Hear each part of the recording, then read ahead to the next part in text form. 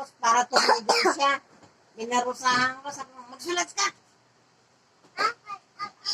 Hindi nagsulat siya. Magsulat naman. Umiyak. Hindi niya habang nagsusulat. Ang dami niya nagawa.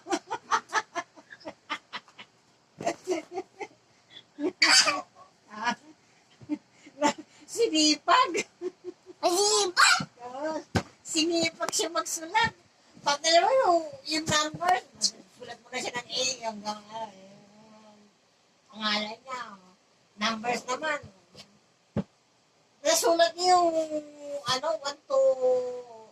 Kaya niya na isulatin yung 1 to 100. Ulit-ulitin lang naman eh. Sinipag yung ano niya. Ulit-ulit.